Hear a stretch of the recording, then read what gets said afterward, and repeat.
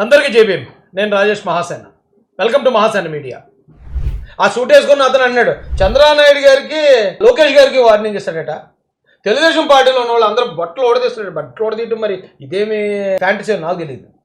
29లోనట. ఇప్పుడు మేము ఉన్నాం ఎంతసేపు మరి నీ సూట్ చింపేయడానికి? మేము అలా అనుకుంటే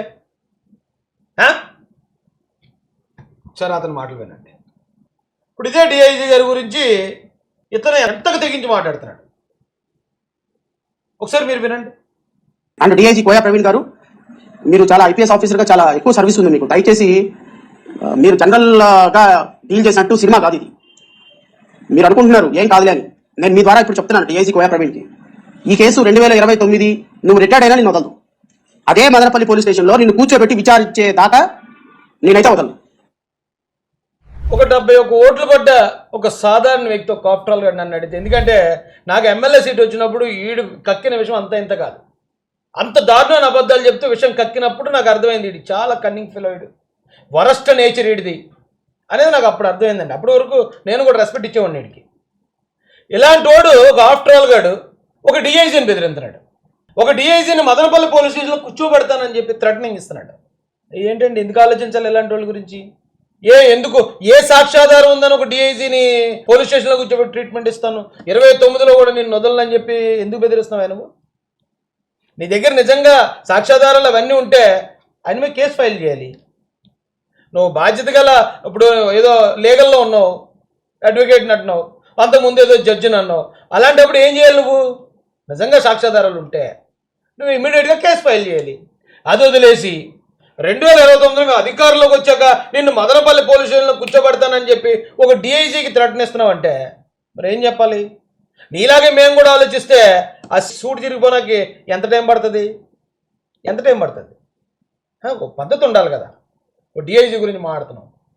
చాలామంది అంటున్నారు వీడి గురించి కొంచెం మర్యాద ఇచ్చి ఈడు పర్సనల్ క్యారెక్టర్ అనేది నాకు తెలుసు.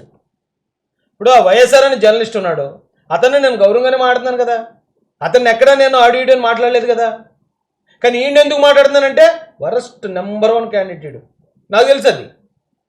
అందుకే నేను అండి అలాగే మాట్లాడతాను. ఒక డిఐజీకి థ్రెటన్ ఇచ్చేస్తున్నాడు. మీరు రిటైర్డ్ అయితే అవ్వండేమో. ఈ కేసులో ఒక మహిళని కిడ్నాప్ చేసి దాని వెనక ఆవిడని అబ్యూజ్ చేసి ఆవిడని బూతులు తిట్టి మీరు మీ మిస్యూజ్ చేసిన పవర్ అంటే వేమన సతీష్ అనుకున్నాడు. అవతల పక్క ఎవడుంటే నాకింట్లే, జడా శ్యామ్ కుమార్ ఉంటే నాకు. నిజంగా మనిషి పుట్టుంటే ఒకటే ప్రశ్న అడుగుతున్నాను నేను. ఇదే ప్రెస్ మీట్ 2-3 రోజుల ముందు ఆ మహిళని పక్కన పెట్టుకుని కూర్చున్నావు నువ్వు. అప్పుడు ఎందుకు చెప్పలేదురా? కిడ్నాప్ చేసిన దానికన్నా, ఎస్సీ కులం పేరుతో తిట్టిన దానికన్నా, లేకపోతే ఆవిడని అబ్యూజ్ చేసిన దానికన్నా ఆ డబ్బులు అనేది పెద్ద మ్యాటర్ కాదు కదా. నువ్వెందుకు ఫస్ట్ ప్రెస్ మీట్ ఓన్లీ డబ్బుల గురించి ఎందుకు పెట్టో చెప్పరా నాకు.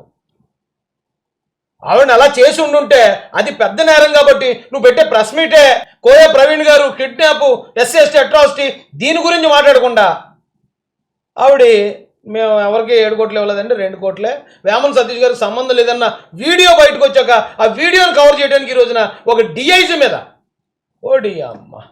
డిఐజీని బెదిరించటం ఆయన తప్పు ఏమీ లేదు. ఒకవేళ తప్పు చేస్తే డిఐజీ నైట్ ఎవరికైనా ఇవ్వచ్చు, ఏ తప్పు లేకుండా. వీళ్ళ బండారం ఆ వీడియో ద్వారా బయట పడిపోయింది కాబట్టి అదేంటమ్మా వీడియో ఉందని మాకు చెప్పలేదు నువ్వు అంటే ఏమో అంటే నాకు తెలియదని ఉంటుంది పాపం వాడు అమాయకురాలు. ఇప్పుడు ఆ వీడియోని కవర్ చేయడానికి డిఐజీ గారిని ఫ్రేమ్ చేసేసి ఎలాగ డిఐజీ గారు మనకు వైసీపీకి యాంటీ కాబట్టి ఆయన్ని కూడా బదనాం చేసి పారద్దు, ఆయన అప్పుడు కూటమికి అనుకూలంగా ఉన్న వ్యక్తి అని చేసే పని తప్పు కాదండి. ఇది కన్నింగ్నెస్ కాదా? ఇది నిజంగా కిడ్నాప్ జరిగితే ఫస్ట్ రోజు ఎందుకు 29వ తారీఖున జరిగిందన్నారు కిడ్నాప్, 29ని ఎందుకు మాట్లాడలేదు వీడు ఈ పాన్స్ పౌడర్ గాడు? 29 తర్వాత 30 ఉంది, తర్వాత ఉంది అన్ని రోజులు వదిలేసి మరి పెట్టిన ప్రెస్ మీట్ ఫస్ట్ రోజే కిడ్నాప్ జరిగిందని ఎందుకు పెట్టలేదు? డబ్బుల కోసం ఎందుకు పెట్టావు? ఏంటా మీ డ్రామాలో? ఎవరి దగ్గర ఈ నాటకాలు? మీరందరూ బాగానే ఉంటారు, పాప మహిళని వాళ్ళ భర్త గవర్నమెంట్ ఎంప్లాయ్ అంట వాళ్ళిద్దరిని ముంచేస్తున్నారు కదరా మీ ఏదో రాజకీయాల కోసం. నాకేంటి, హైకోర్టు జడ్జి ఉంటే నాకేంటి, ఒక పార్టీ ఉంటే నాకేంటి అని అనుకున్నారు మీరు. దీని కాన్సిక్వెన్సెస్ ఏంటో మీకు తొందరలో తెలుస్తాయి, కంగారు ఏం పడమాకండి. మీ సర్వీస్ అంతా వెంటాడితే మీ సర్వీస్ అయిపోయిన తర్వాత కూడా వెంటాడితే ఈ కేసు మిమ్మల్ని నేనైతే వదలను. ఈ కేసులో నువ్వే ఒక ఆఫ్ట్రాల్ గడివి. ఇది తీసుకున్న కేసు, ఇప్పుడు నువ్వు చెప్తున్న కేసు తప్పుడు కేసు. ఈ తప్పుడు కేసుతో నువ్వు ఎవరిని ఏం పెగ్గలవరా? ఎవరిని ఏం పెగ్గాలని బెదిరిస్తున్నావు నువ్వు? యువతలో ఒక పార్టీ ఉంది, ఒక పార్టీ అధ్యక్షుడు అన్నాడని తెలిసి ఎంత ధైర్యం ఉంటే ఈడికో పార్టీ ఒక అధ్యక్షుడు 70 కోట్లు వచ్చి తాడికొండలో పోటీ చేస్తే 71 కోట్లు. మాకు పార్టీ లేదు ఏమీ లేదండి. 2018లో గ్రాడ్యుయేట్ ఎమ్మెల్సీకి మహాశాన్ నుంచి ఒక క్యాండిడేట్ నిలబెడితే 5,000 మంది గ్రాడ్యుయేట్లు ఓటేశారు మాకు. 5,000 మంది గ్రాడ్యుయేట్స్ అంటేనే అవి ఆర్గనైజేషన్లకు సంబంధించిన ఎలక్షన్. అది అంటే టీచర్స్ యూనియన్ ఉంటుంది, ప్రైవేట్ టీచర్స్ యూనియన్ ఉంటుంది, కార్పొరేట్ టీచర్స్ యూనియన్, వాళ్ళు యూనియన్లకు సంబంధించిన ఎలక్షన్. ఆ ఎలక్షన్లో ఎలక్ట్ అయ్యాను నేను. మేము కూడా పోటీ చేస్తామని 5,000 మంది గ్రాడ్యుయేట్లు ఓటేశారు ఆ రోజు. అందులో ఉద్యోగస్తులు ఉన్నారు. నేను కాదు, మళ్ళీ ఎవరినో క్యాండిడేట్ పెట్టాను, మా బ్రదర్ని ఒకటి పెడితే ఈ డైరెక్ట్గా నిలబడితే 70 కోట్లు జనరల్ ఎలక్షన్లో. మా దాంట్లో మా వర్గాల్లో 100 మంది ఉంటే ఒకటిగా ఉంటుంది గ్రాడ్యుయేట్ ఎమ్మెల్సీ ఓటు. ఉన్న 99 మంది నాలాంటి బ్యాచే.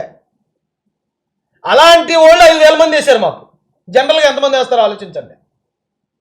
2018 ఎలక్షన్ 46 సీరియల్ నెంబర్ కాలితే ఇప్పుడైనా మీరు ఎంక్వైరీ చేసుకోవచ్చు. 70 కోట్లు వస్తే ఒక పార్టీ ఉందని తెలీదా, పార్టీ అధ్యక్షుడు ఉండడం తెలీదురా బాబు. 70 కోట్లకి నీదో పార్టీగా, నిన్ను ఒక అధ్యక్షుడిగా గుర్తించలేము. Sorry bus, sorry. అంటే నువ్వు కిడ్నాప్ చేస్తావు, నాకు అర్థం కాదు. నీకు పోలీస్ యూనిఫామ్ ఉన్న గర్వమా? అంటే పోలీస్ యూనిఫామ్ అంటే ఏదైనా చేస్తారా? కిడ్నాప్ జరిగినట్టు ఏ ఆధారం లేదు. ఎస్సీ అనే మహిళ పేరుతో, కులం పేరుతో తిట్టినట్టు ఇంకా ఏ ఆధారం లేదు. అంటే అన్నీ ఉన్నట్టే, అప్పుడే అన్నీ ఉన్నట్టు ఇన్వాల్వ్ అయిపోయాడు. ఆ చేత కిడ్నాప్, ఆ తిడేస్తావు అయితేనే అయితే చూడు నీ సంగతి తేల్చేస్తానని ఆ వంకను క్రియేట్ చేసి డీజీని తిట్టేస్తున్నాడు. అంతే సింపుల్. చూసేవాళ్ళకి అరే బాబు నిజంగా ఆయన అలా చేసాడేమో అందుకే తిడుతున్నాడు అనుకుంటున్నారు. కానీ అక్కడ అది జరగలేదు. అయినా కూడా అది క్రియేట్ చేసి తిడుతున్నాడు ఒక డీఐజీని అనే వాస్తవాలు కూడా తెలుసుకోండి. అంటే కోర్టుల కంటే పోలీస్ యూనిఫామ్ గొప్ప, కిడ్నాప్ ఎన్కౌంటర్ చేస్తావు, ఏం చేస్తావు? కోర్టుల కన్నా పోలీస్ యూనిఫామ్ గొప్ప అంటే మళ్ళీ మనోడు కోర్టులు వెనకేసుకొచ్చేస్తున్నాడు. మళ్ళీ కోర్టులో మేమంతా ఒకటి, కోర్టుని వెనకాల ఎందుకు ఉంటుంది? కోర్టుని వెనకాల ఉంటే నీ జడ్జి పోస్ట్ ఎందుకు ఊడిపోద్ది? కోర్టుని వెనకాల ఉండి జడ్జిలందరూ నీ వెనకాల ఉంటే నీ జడ్జి పోస్ట్ పోతుంది కదా. కోర్టులో ఒకటే పోలీసు అంటే ఇప్పుడు కోర్టులకి పోలీసులకి పెట్టేస్తున్నాడు. మళ్ళీ తెలివితేటలు మరి ఎక్కడైనా చూపించు. నువ్వు సంతకి వెళ్ళినప్పుడు వంకాయలు బేరం ఆడేటప్పుడు, బంగాళదుంపలు బేరం ఆడేటప్పుడు అక్కడ చూపించు నీ తెలివితేటలు. ఒక ₹10 రేటు తగ్గింతారు. ఇక్కడ ఆడకి ఇలాంటి డ్రామాలు, ఇలాంటి చీప్ డ్రామాలు ఇక్కడ నడవు. ఎలా అంటే తెలుగుదేశం పార్టీ అధికార ప్రతినిధులు వచ్చారు. ఇది నా పర్సనల్ అకౌంట్. ఇది నేనేం అఫీషియల్గా తెలుగుదేశం పార్టీ ఆఫీస్లో కూర్చొని ఇలా ప్రెస్ మీట్ పెట్టలే. మంగళగిరి పార్టీ ఆఫీస్లో కూర్చొని మాట్లాడిన మాటలు కాదు ఇవి. నా పర్సనల్ ఒపీనియన్ చెప్తా ఉంటే తెలుగుదేశం పార్టీ అధికార ప్రతినిధులను పంపించారు. వీడు పోటుగాడు, వీడి కోసం మళ్ళీ తెలుగుదేశం పార్టీ అధికార ప్రతినిధులను పంపించారు. తెలుగుదేశం పార్టీ వాళ్ళు దేకను కూడా దేకదు. నేనన్నా ఎందుకు మాట్లాడుతానంటే పార్టీ నాయకుల్ని ఒక పద్ధతి ప్రకారంగా వైఎస్ఆర్సీపీ అటాక్ చేసుకొస్తుంది. ఇది గ్రహించాను కాబట్టి వాస్తవం ప్రజలు తెలియజేస్తున్నాను. నీలాంటి వాడిని బండారం బయట పెడితే జనాలకు అర్థమవుతుంది. వైసీపీ కూడా చేయంటారు. ఇదేటా బాబు ఈయన తీసుకొచ్చి మన పార్టీని తిట్టుతున్నారు ఎందుకు? ఇలాంటి ఆర్టిస్ట్ సరిగా యాక్ట్ చేయలేకపోతున్నాడు. ఎందుకే బాబు ఇప్పుడు వైసీపీలు కూడా తిడతారు? ఎందుకంటే ఈ బండారం బయట పడిపోయింది. ఇప్పుడు ఈ బ్యాట్ ఎవరికి? వైసీపీకే. ఆర్టిస్ట్కి రోల్ ఇచ్చినప్పుడు సరిగా యాక్ట్ చేయలేదనుకో డైరెక్టర్నే తిడతారు. అదేంది ఆర్టిస్ట్ కొంచెం బాగా యాక్ట్ చేయి, తీసుకునే డబ్బులకు న్యాయం చేయి. చేస్తావు అంతకుమించి మీరు ఏమైనా చేయగలరా? నీ ప్రతాపం మీద ఎన్కౌంటర్ చేస్తావు, ఏం చేస్తావు? ఎన్కౌంటర్ చేస్తావు అంతకుమించి మీరు ఎన్కౌంటర్ చేసింది. నిన్నెవరు స్వామి ఎన్కౌంటర్ చేసేది? నేను ఎవరు పట్టించుకోడు బాసు. చాలా ఎక్కువ ఊహించుకుంటున్నావు నువ్వు. నిన్నెవ్వరు అసలు పట్టించుకోరు తెలుగుదేశం పార్టీలో. అది అర్థం చేసుకో. ముందు ఎక్కువ ఊహించుకోకు. నీ 71 కోట్లు అనేది నువ్వు పడుకునేటప్పుడు నీ మంచం బయట, మంచం ఎదురుగా ఏదైనా వాల్ ఉంటుంది కదా, ఆ వాల్ మీద ఒక పేపర్ రాసుకో. నాకు తాడికొండలో 70 కోట్లు పడ్డాయి. పొద్దున్న లేచినంటే నువ్వు ఎంత పోటుగాడో నీకు ఒకసారి గుర్తొస్తుంది. నువ్వు మర్చిపోతున్నావు అది. ఆ 70 కోట్లు అంటే ఎస్ నేను 70 కోట్లు కండి కాబట్టి అక్కడ దాకానే మాట్లాడాలి అనేది మినిమం గుర్తొస్తూ ఉంటుంది ప్రతిరోజు. లేకపోతే ఇక ఇలాగే చిరిగి చాటంతా చాపంతా ఉంది. తెలుగుదేశం పార్టీ చంద్రబాబు నాయుడిని, లోకేష్ గారిని బెదిరించేస్తాడట. చంద్రబాబు నాయుడు గారు, లోకేష్ గారు భలే చేయగలరా? నీ ప్రతాపం ఏదో ప్రజాస్వామ్య హక్కులు పరిరక్షించడంలో చూపించవయ్యా. నీ ప్రతాపం నీ పోలీస్ యూనిఫామ్ ఏదో బాధితులకు రక్షణ కల్పించడంలో చూపించవయ్యా. సిగ్గు లేకుండా ఐపీఎస్ ఆఫీసర్ అని చెప్పు. జగన్మోహన్ రెడ్డికే చొక్కలు చూపించిన అధికారి ఆయన.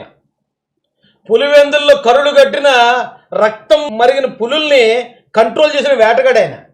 నువ్వేడరా చెప్పేది ఆయన డ్యూటీ కోసం? ఆయన డ్యూటీ ఎలా చేయాలి నువ్వు చెప్తావా?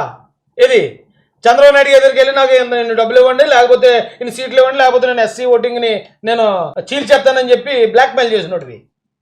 ఆయన డబ్బులు ఇవ్వలేదన్న కారణంతో ఇంకా ఎలక్షన్ జరగకముందే వెంటనే అవతల పార్టీకి జంప్ అయిపోయి చంద్రబాబు నాయుడు గారిని లోకేష్ గారిని తిడుతూ కూర్చున్న ఓడివి. ఆఫ్టర్ ఆల్ బ్లాక్మెయిల్ గడివి నువ్వు. After all blackmail. నీ కేసు ఎవడన్నా ఇస్తే ఆ కేసు మధ్యలో ఉండగా నువ్వు అవతలతో కొమ్మకైపోయి కేసులో నువ్వు ఎన్ఓసి ఇచ్చేసి నడి సముద్రం లెక్క నువ్వు కేసు ఇచ్చినాడు. అలాంటి ఆఫ్టర్ ఆల్ బ్లాక్మెయిల్ గడివి. ఆఫ్టర్ ఆల్ బ్లాక్మెయిల్ గడివి నువ్వు. నువ్వెంత, నీ స్థాయి ఎంత? నీ గురించి కొంతమంది జనాలు తెలియక చదువుకున్న వాళ్ళు అంటే అందరూ మంచోళ్ళు అనుకుంటా ఉంటారు. అంబేద్కర్ బాగా చదువుకున్నారు కాబట్టి చదువుకున్న వాళ్ళు అందరూ మంచోళ్ళు అనేది ఒక భావన ఉంది.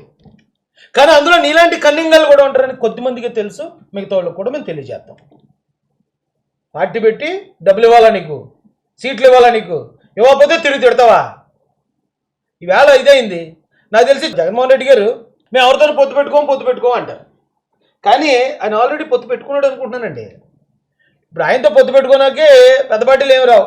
టీడీపీ ఇంపాసిబుల్, జనసేన పార్టీ వెళ్దు, కాంగ్రెస్ పార్టీ ఒప్పుకోదు, బీజేపీ ఒకవేళ ఏదో సర్లే అని చూద్దాం అనుకున్నా డైరెక్ట్గా వద్దురా మనం ఏమనుంటే వేరేగా మాట్లాడుకుందాం అంటారు. ఏ పార్టీ లేదు. అందుకని పాపం జగన్మోహన్ రెడ్డి గారు ఈ పార్టీతో పొత్తు పెట్టుకున్నాడు అనుకుంటున్నారు. ఇంకా ఆయనకి ఏ పార్టీ దొరక్క ఈ పార్టీతో పొత్తు పెట్టుకున్నాడు. ఇంకో పార్టీ ఉందండి. ఆ పార్టీ నుంచి కూడా కొంతమంది నాయకులు, లేడీ నాయకురాలు కూడా వచ్చి మాట్లాడుతూ ఉంటుంది. విజయ్ కుమార్ గారి పార్టీ.